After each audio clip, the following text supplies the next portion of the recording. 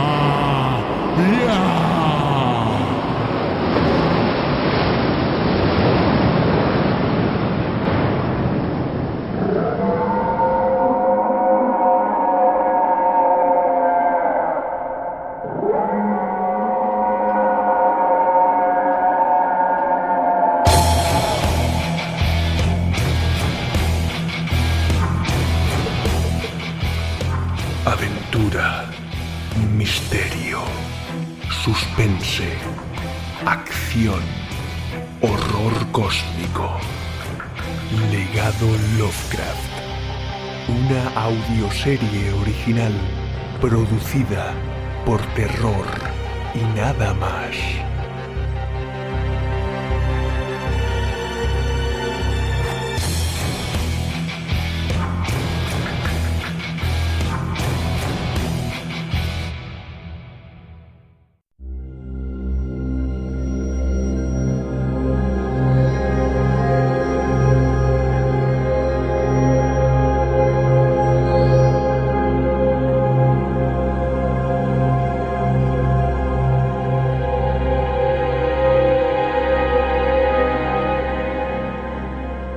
Todo el trabajo, preparativos e investigaciones de los últimos días habían culminado en aquel preciso instante, al tener frente a nosotros lo que quedaba en pie de Innsmouth. La intervención militar en aquel pueblo era evidente, y por ello, en aquel extraordinario, pero a la vez abrumador momento, dejamos de hablar sobre todo lo ocurrido allí, como si fueran rumores o leyendas. Todo lo escrito por el autor de aquel cuento espeluznante, y lo que nos había contado Wilfred era cierto al 100%. Era evidente que Lovecraft, al novelizar sus propias experiencias o las historias increíbles que llegaban a sus oídos, omitió o modificó ciertos hechos por el bien de todos, pero del hecho de que todo lo narrado en esos cuentos era verídico de un modo u otro, jamás volvimos a tener duda.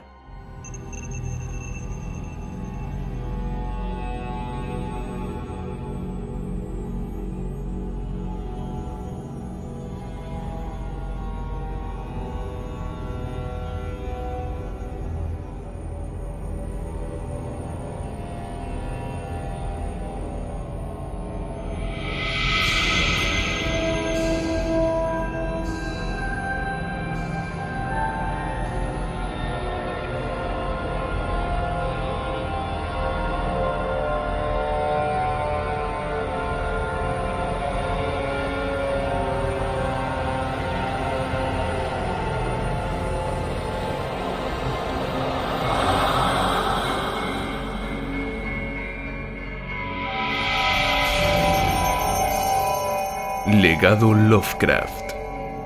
Innsmouth. Capítulo 5. En Innsmouth. Llegada.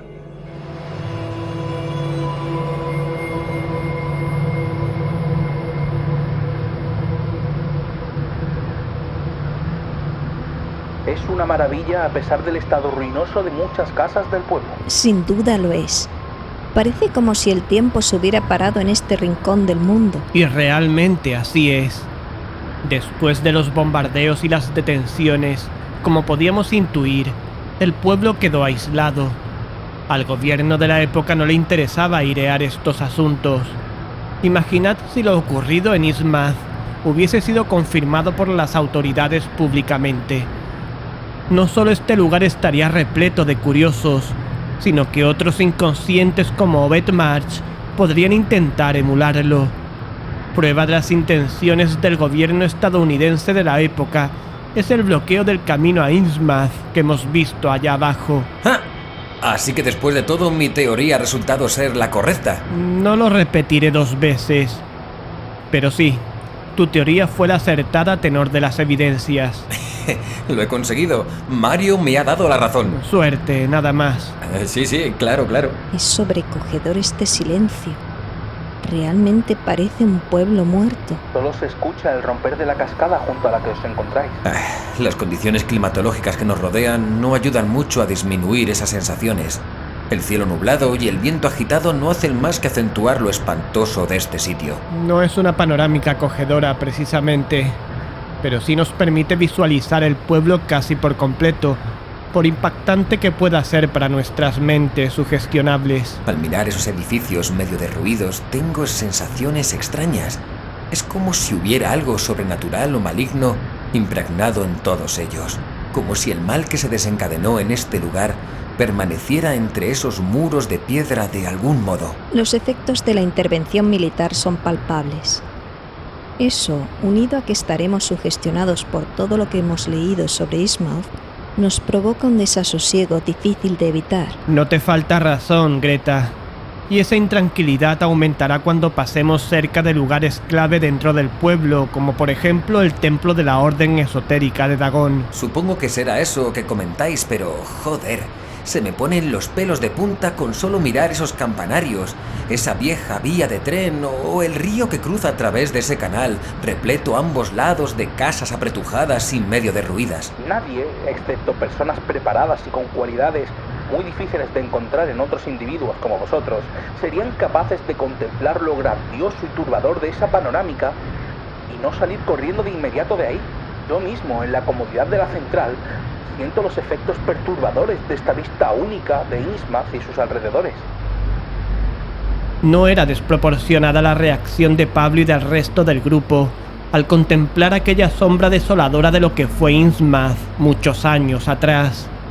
Desde donde estábamos se alcanzaba a ver gran parte del pueblo. A nuestra izquierda, casi frente a nosotros, una vía de tren abandonada cruzaba junto al pueblo de sur a norte. A mitad de dicha vía, un puente en un estado ruinoso cruzaba el río que durante todo nuestro viaje nos había acompañado y que cruzaba a su vez el pueblo, partiéndolo en 2 zonas claramente diferenciadas. La parte más cercana a nuestra posición parecía ser la zona más pobre. Muchas de las construcciones allí eran similares, pequeñas y muy simples, y como bien decía Pablo y el cuento de Lovecraft, se apretujaban unas con otras en una lucha a muerte por el espacio a su alrededor.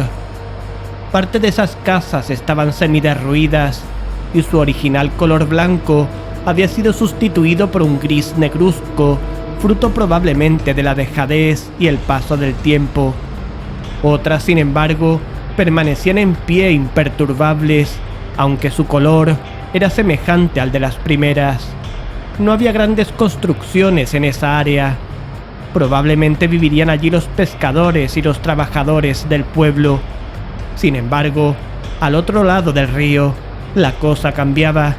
Era evidentemente la zona rica de Innsmouth. Allí destacaban varias construcciones por su tamaño y sus características externas.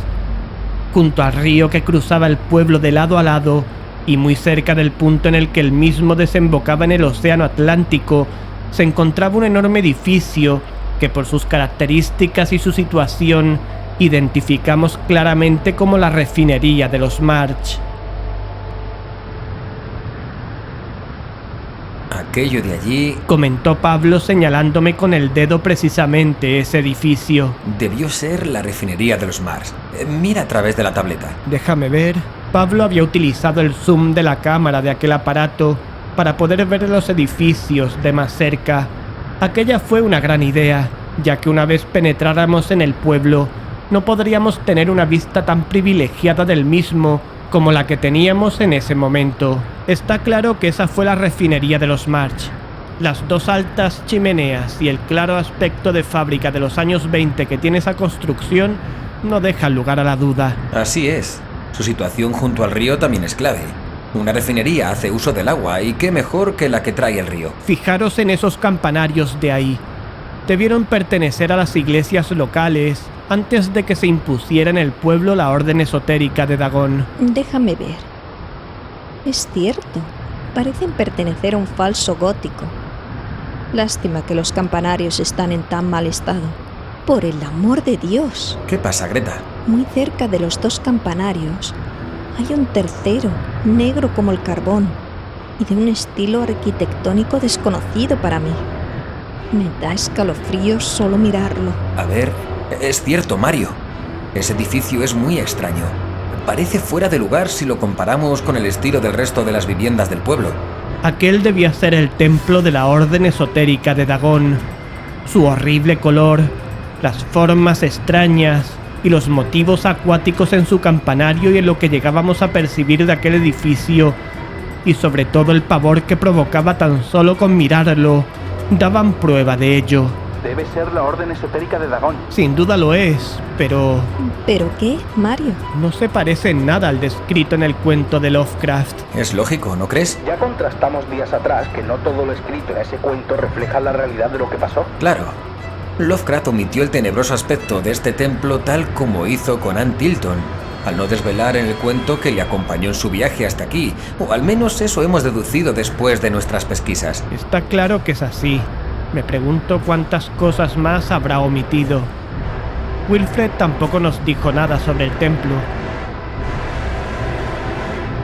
La torre principal del templo es escalofriante y aún conserva esas odiosas estatuas en el lado intacto. Son como gárgolas en su versión marina. ¿Y qué me contáis de esas formas endiabladamente enroscadas, con motivos que recuerdan a las que describió el abuelo de Warren en su diario sobre esa tiara? Cubren ese tiznado y enorme torreón de arriba abajo a modo de bandas verticales. Lo cierto es que no tenemos ninguna referencia de templos de ese tipo con los que contrastar lo que vemos. Esas figuras, sus formas y sus posturas son tan grotescas como imposibles. Está claro que su escultor debió ser el mismo que realizó las de la tiara. Es una construcción espantosa. Si lo poco que vemos desde aquí nos ha alterado, no quiero imaginarme qué sentiremos al pasar a su lado o al estar en su interior. Debe ser horrible. Uf. No adelantemos acontecimientos. Es cierto que ese templo es estremecedor, pero es solo un edificio. No debemos dejarnos llevar por el miedo o estaremos perdidos. Nuestro viaje no habrá servido para nada. Es cierto, chicos. Prosigamos con el plan. No dejemos que lo que veamos o podamos encontrar pueda con nosotros. Recordad que esta supone la primera incursión que nadie haya realizado en Innsmouth después de los bombardeos. De eso no estoy tan seguro. ¿Qué quieres decir? ¿Acaso alguien ha estado aquí antes que nosotros? Son meras conjeturas mías. ¿Conjeturas? ¿Qué conjeturas? Habla claro, Mario. ¿Qué se supone que quieres decir con eso? Contestad a esta pregunta y sabréis a qué me refiero. ¿Qué pregunta? Habla ya, por favor. Bien, ahí va. Si el gobierno bloqueó el camino a Innsmouth para que nadie pudiera llegar a él nunca más, y borró todo rastro de él de los mapas oficiales, ¿quién abrió la senda que nos ha permitido llegar hasta aquí? No lo había pensado, pero tienes razón. La duda es muy razonable.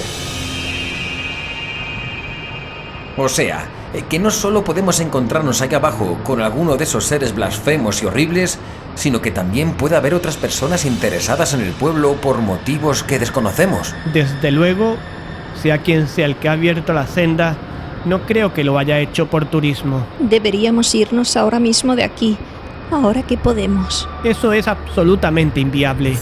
Hemos llegado hasta aquí, no me iré pase lo que pase o encontremos lo que encontremos. Seamos valientes. ¿Dónde quedó nuestro espíritu aventurero? El mío ahora mismo no lo sé, el tuyo es evidente que está aquí. En estos momentos, admiro y desearía tener esa frialdad que te caracteriza, Mario. Es útil en circunstancias adversas. Pero eso no quiere decir que no sienta el miedo o perciba el alto riesgo de nuestra misión. Pero tenemos que continuar. Será lo mejor. Seguir contemplando esta panorámica solo conseguirá meternos más miedo en el cuerpo. Bien, vamos. Sigamos por ese camino de tierra que desciende al pueblo. Tened cuidado. Este maldito silencio me saca de quicio. Tranquila, Greta. Vamos, te acompaño.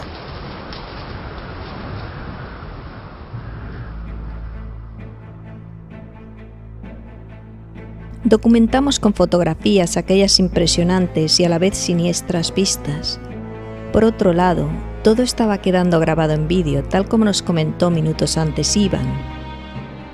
Una vez finalizada la fase de documentación, comenzamos el descenso con mucho cuidado, ya que la bajada era bastante peligrosa dado lo irregular y escarpado del camino.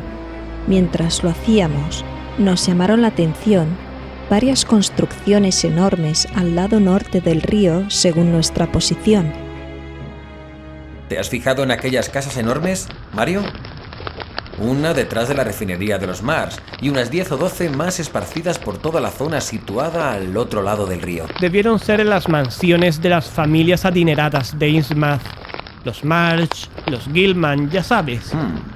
No parecen haberse conservado demasiado bien. Es difícil de decir a esta distancia, pero es probable que fueran objetivos prioritarios en los bombardeos junto con el llamado Arrecife del Diablo.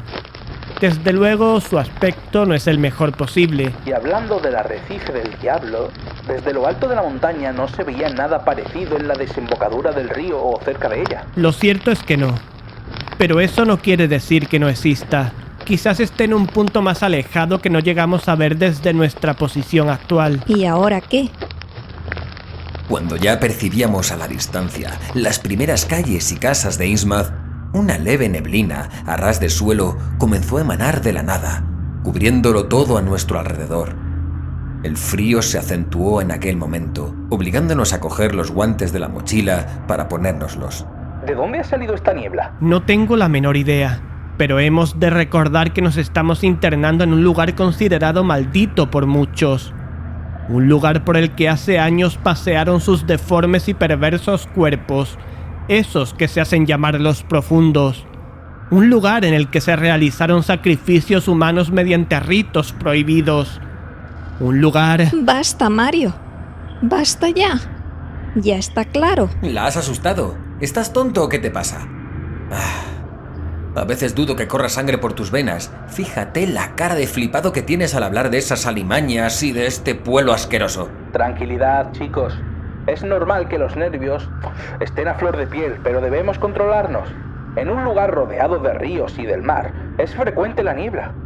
No hay que darle más importancia al asunto. Gracias, Pablo. Sé que no lo haces por molestar, Mario, pero no imaginas lo lúgubre y aterrador que puedes llegar a ser en determinados momentos. Lo siento, Greta. No volverá a ocurrir. A veces me dejo llevar y... ¿Estás bien, Mario? Sí. De esto te hablaba la otra noche, Pablo. Me implico tanto en la investigación en la que nos encontremos inmersos y en sus detalles, que pierdo toda sensibilidad y empatía con el resto del grupo. Estoy tan avergonzado. Bueno, no te lo tomes así. Te apasiona lo que haces, y eso multiplica tu frialdad natural en determinados momentos. Sé que en el fondo no eres tan insensible como quieres aparentar. En cualquier caso, somos un equipo, ¿vale? Para lo bueno y para lo malo. Y este lugar tampoco ayuda a serenar los nervios. Eso es cierto. Pero debo pensar en todos al actuar o al comunicaros mis pensamientos. Tú lo has dicho, Pablo. Somos un equipo. Bueno, poco a poco, Mario. Poco a poco. Pasados unos minutos, tuvimos que cruzar las ruinosas vías del tren que años atrás estuvieran en pleno servicio. Ahora lo único que quedaban de ellas eran maderas medio rotas, hierros oxidados y retorcidos, y matojos de todo tipo. Observamos a cierta distancia cómo las vías se elevaban mínimamente a la altura del río.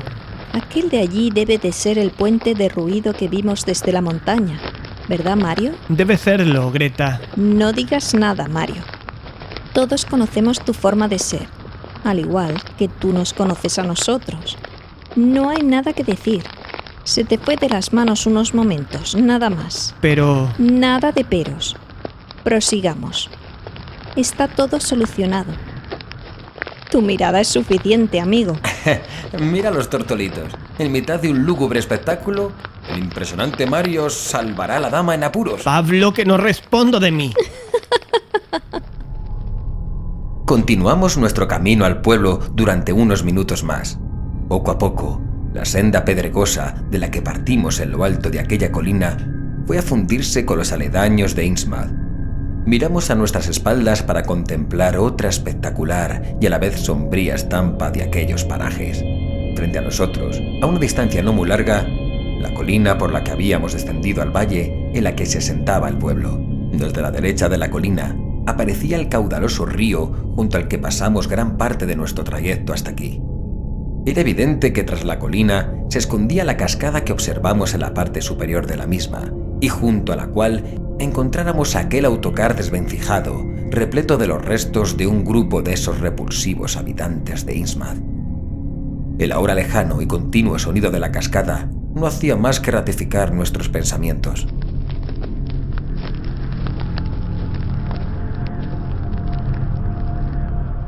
Ya casi hemos llegado. Allí, Mario. En aquel lado. ¿Lo ves? Eso parece confirmar lo que habíamos hablado antes del bloqueo de la carretera de Innsmouth. ¿No es así? Con casi toda seguridad, así es. Y deja más abierta que nunca la cuestión que nos planteamos en aquel momento. Me temo que así es. ¿Quién podría estar interesado en este lugar aparte de nosotros? Sean quienes sean, poseen información, digamos, clasificada sobre este sitio, como en nuestro caso. Es difícil que nadie en su sano juicio se aventure hasta aquí sin haberse documentado antes. Estoy de acuerdo. Por otro lado, de alguna forma debieron tener indicios de la existencia real de Innsmouth. Quiero decir, quien abriera esa senda sabía dónde venía y lo que iba a encontrar aquí. Parece lógico. Llamaré a Wilfred inmediatamente. Quizás se le ocurra o sospeche quién pueda ser nuestro inesperado visitante. Toda información nos será útil, Ivan. Hazlo, por favor. Estoy en ello. Acabo de mandar a un compañero a buscarle. No había lugar a la duda. Esa enorme mole de arena, matojos, troncos y otro tipo de materiales que no pude identificar desde nuestra posición delataban el bloqueo intencionado de la carretera de acceso al pueblo junto a la colina que habíamos descendido tan solo unos momentos antes. Pedí la tableta a Pablo para intentar ver la zona con más detalle, con eso que él llamaba zoom. No había duda, la carretera estaba bloqueada. Los materiales que no pude identificar a simple vista parecían restos de rocas muy antiguas, probablemente provenientes de las construcciones del pueblo tras los bombardeos.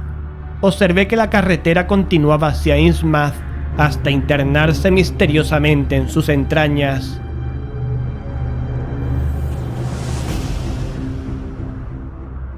¿Qué hora es, Pablo? Déjame ver. Son casi las 2 de la tarde. Se ha pasado el tiempo volando. Creo que deberíamos quedarnos aquí y comer algo. Innsmouth está ahí mismo. Repondremos fuerzas y continuaremos. ¿Qué os parece? Por mí bien. No es el mejor sitio del mundo para un picnic. Pero no tenemos otra opción, ¿no? Creo que no, Greta. Además, durante la comida podríamos charlar con Wilfred sobre los posibles visitantes misteriosos. Ya sabéis. Es una buena idea. Ivan, ¿estás ahí? Sí, aquí sigo. Ya veo a Wilfred. Un momentito, que se coloca los cascos. Ya está. Podéis charlar tranquilamente. Hola, chicos. ¿Cómo estáis? ¿Cómo va la misión? Estamos bien. Todo lo bien que se puede estar junto a Innsmouth. Parece que ese odioso pueblo es aún más horrible después de los bombardeos. ¿Cómo lo sabes? Tranquilos. No tengo superpoderes ni nada de eso. Ivan me estaba enseñando en un monitor anexo parte del vídeo grabado sobre la panorámica del pueblo. No lo recordaba tan turbador. Cierto que cuando vivimos allí, el pueblo no era ningún centro de diversión precisamente. De hecho, sobre todo en los últimos tiempos, su decadencia, fruto de la diabólica alianza de sus habitantes con los profundos, era más que visible. Apenas se veía gente en la calle durante el día, mientras que por la noche el horror se arrastraba desde cada rincón y cada edificación del pueblo, hasta la sede de la Orden Esotérica de Dagon. Espera.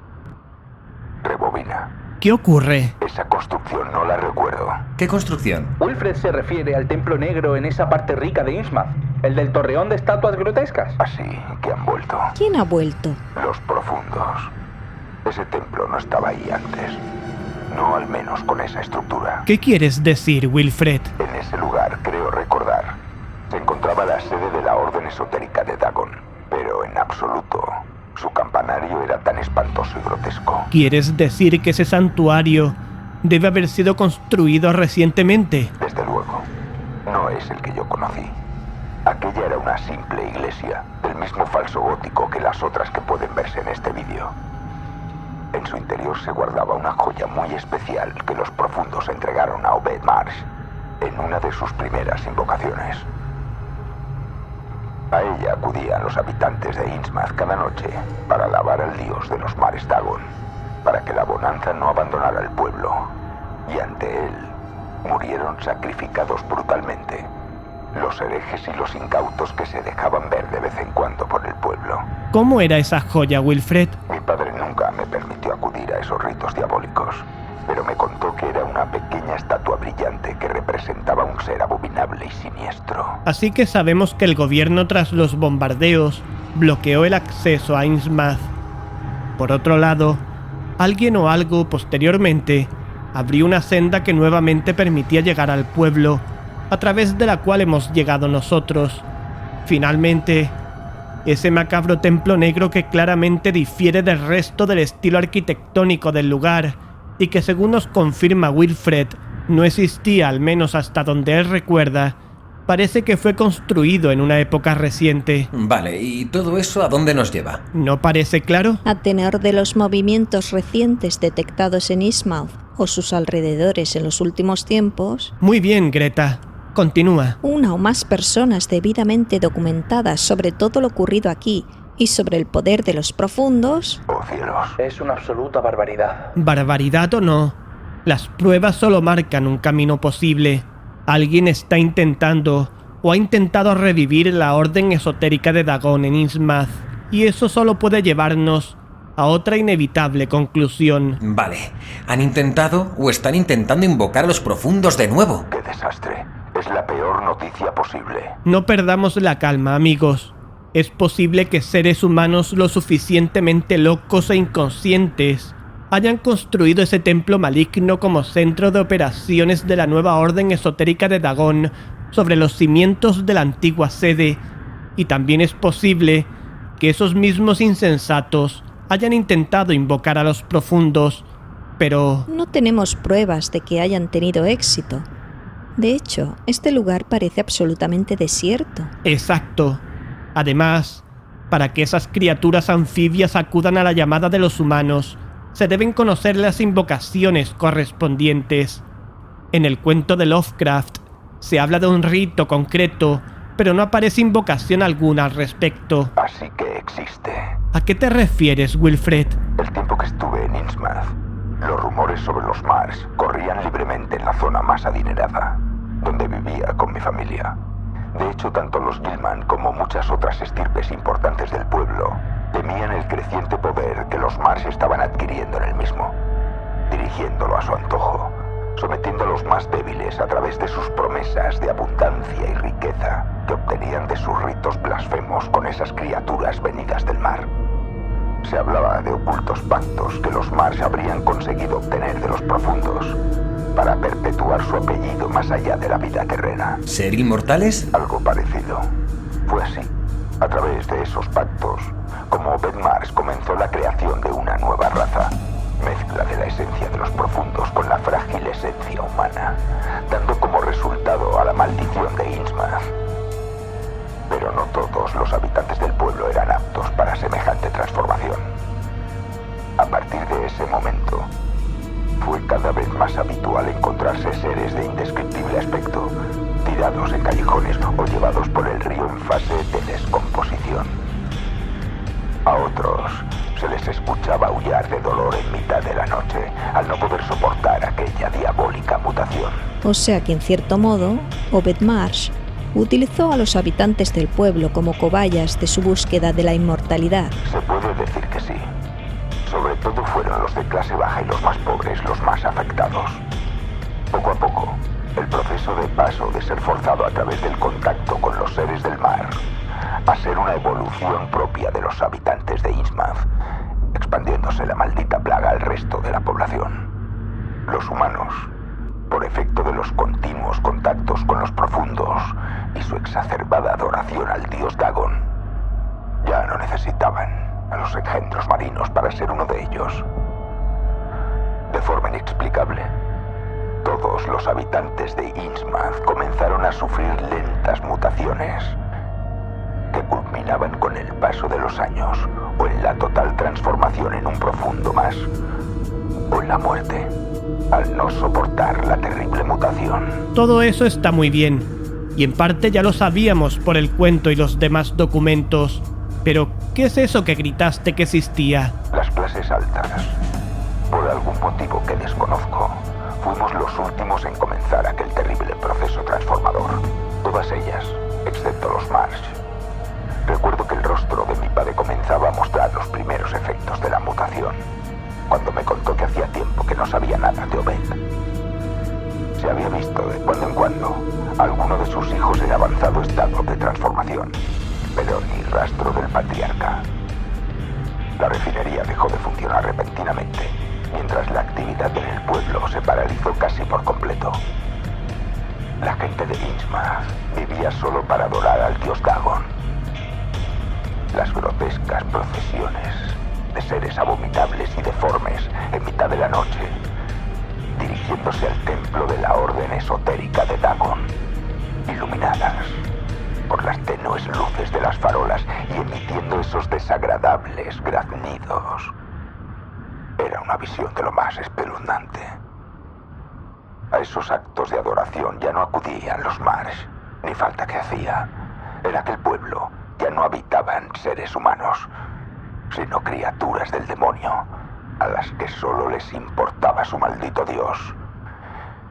Mi padre sospechaba que Obed era ya un profundo y por tanto un ser inmortal, o casi. ¿Casi? Los profundos son inmortales hasta cierto punto. Se les puede vencer por métodos violentos muy específicos. La singularidad de estos métodos los hace casi indestructibles. Pues bien, mi padre me habló en aquella ocasión de un libro de cuero negro con un extraño símbolo en la solapa que Obed siempre llevaba consigo. En realidad no era un libro, sino más bien una especie de cuaderno de notas. Mi padre creía que en aquel cuaderno de cuero Obed había registrado los ritos e invocaciones que le enseñaran los indígenas en sus viajes, además de otros datos y descubrimientos propios sobre aquellos seres. ¿Qué tipo de cosas? ¿Qué sé yo? Cómo tratar con ellos para no ofenderles, qué ofrecerles para mantenerlos como aliados y no como enemigos, y ese tipo de cosas, supongo.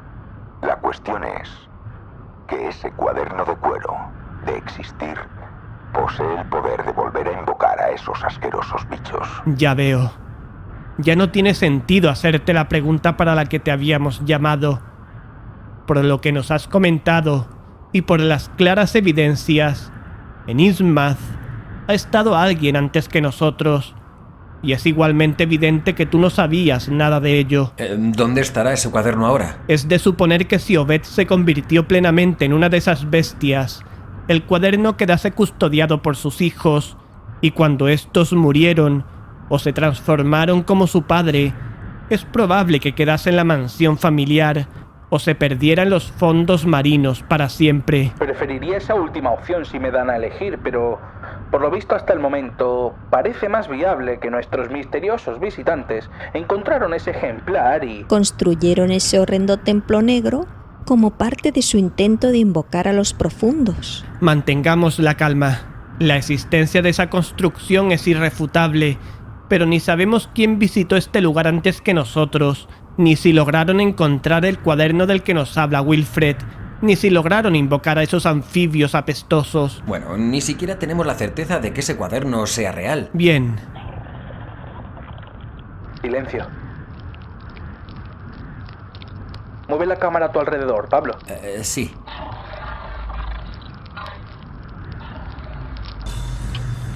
Un sonido de arrastre parecía provenir del interior del pueblo, cerca de nuestra posición. Pero debido al lejano ruido de la cascada, a nuestra izquierda, no se apreciaba con claridad.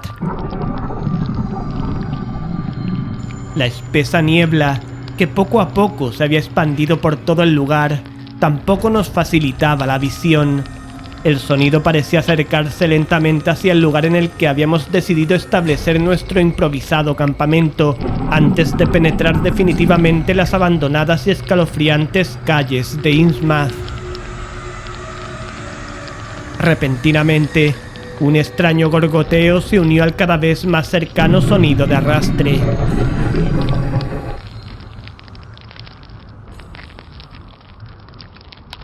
¿Veis algo, chicos? Con esta niebla es imposible ver más allá de 2 o 3 pies de distancia. Deja ya la cámara que me estás poniendo nervioso. Suena como un animal arrastrándose. Sacad los revólveres. No disparéis a menos que os lo diga. Bien, bien. ¿Crees que puede ser una de esas cosas? No lo sé, pero más vale ser precavidos. Parece que lo tenéis casi encima. Nos encontrábamos a las puertas de un pueblo diabólico en el que habían ocurrido tantos y tan espantosos sucesos en el pasado.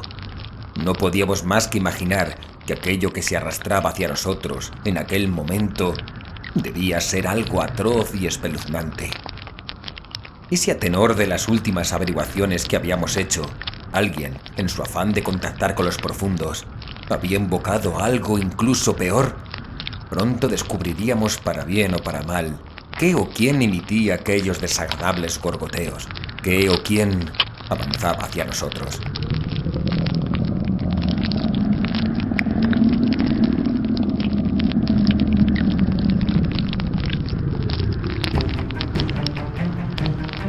Ya está ahí.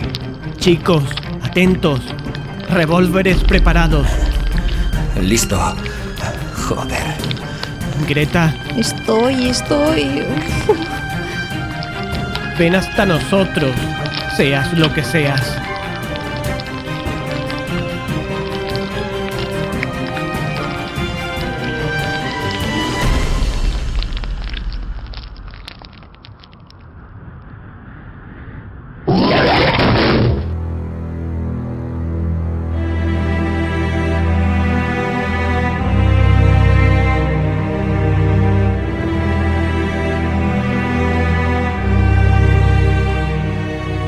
Legado Lovecraft.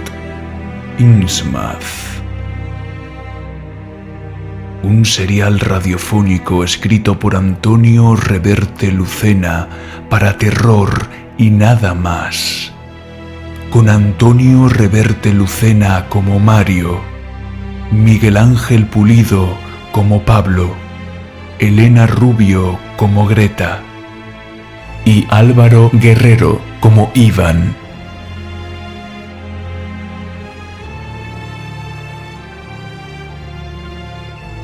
Terror y Nada Más 2016.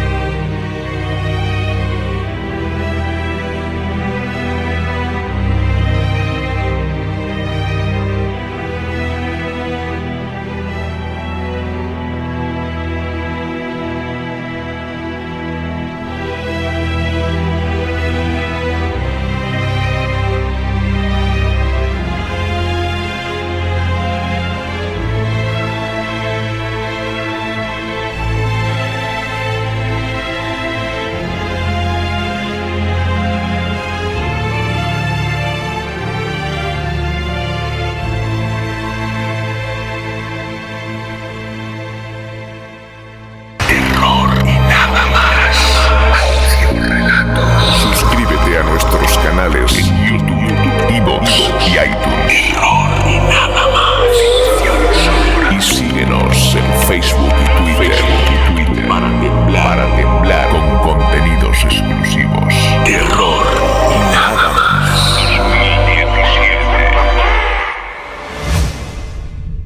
Terror y Nada Más es un proyecto libre sin ánimo de lucro. que pretende promover la cultura del terror y la ciencia ficción mediante la adaptación en formato radioteatro o audiolibro de diversas obras del género.